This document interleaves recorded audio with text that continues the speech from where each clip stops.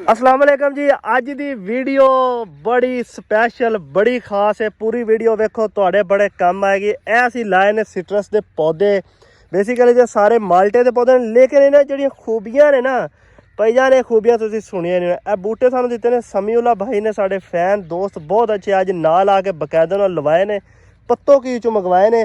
सब तो पहले ए जिहड़ा पौधा समीउल्ला भाई, इहदा की नाम है? कमकाट है जी। तो इहदे उत्ते जिहड़ा माल्टा लगेगा उनका साइज सिर्फ बेर जिन्ना होएगा और बगैर छिलका उतारे असीं खा सकने हाँ।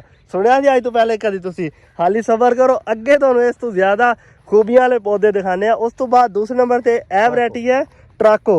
ये है जी बेसिकली जिहड़ा असीं खाने मसम्मी, ये उनकी अपडेट वर्जन है। तो इनकी जो असीं डली मूँह च रखांगे तो खुरदी जाएगी, जिवें खंड खुर जाती है। ये भी कभी तुसीं सुनिया सी? नहीं सुनिया होना। हुण सबर करो। ए अगे आ गया जनाबे वाला परल टलिंजो। ए वैरायटी है जी परल टलिंजो। ते साल दे विच 2 दफ़ा फल देंदी है। इनू सदाबहार भी आ सकने, इनू सदाबहार भी आ सकने। समीउल्ला भाई सानू दस रहे ने। माशाल्लाह अज असीं पौधे लगाए ने, अल्लाह करे जी सारे चल जाण, कोई पौधा ने जो मिस ना होवे। ए किहड़ी वैरायटी है? सेंजलिनो ब्लड, सब तो मिठा माल्टा।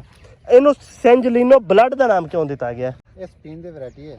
अच्छा, स्पेन की वैरायटी है। और इनके विचों जो रस निकलेगा वो बिल्कुल लाल रंग का निकलेगा, इस तरह जी। हाँ, पिगमेंटेशन वैरायटी है, इस वजह तो ब्लड ना है। अच्छा जी। ते उस तो बाद ए जी अगली तुहानूं वैरायटी विखाने आ, वैलेंशिया लेट। ए जी सब तो जिहड़ी कमाल दी चीज़ है, जिहड़ी समी भाई कह रहे हैं कि सब तो आउट क्लास चीज़ है। इनकी खूबी ये वे कि जी ये अप्रैल तो जून तक सानू माल्टा देगी।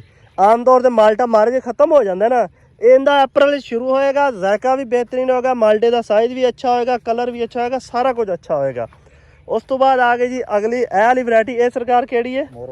मोरो ब्लड। इंदा की खूबियां ने सरकार? ये बाहरों पिगमेंटेशन है ते अंदरों भी पिगमेंटेशन है। ये बाहरों अंदरों पिगमेंटेशन। हाँ, इंदी बाहरों भी सुरख है, अंदरों भी सुरख। अच्छा, बाहरों अंदरों दोनों तरफों सुरख रंग का माल्टा होएगा। हाँ, जिवें जिवें कोरा पेगा उवें ये रंग ज्यादा करेगा। अच्छा, वेरी गुड जी। जिवें जिवें कोरा पेगा ये रंग इहदा गहरा होंदा जाएगा, अंदरों बाहरों सुरख होएगा। ए अगे वैरायटी आ गई जी उलंडा लेट।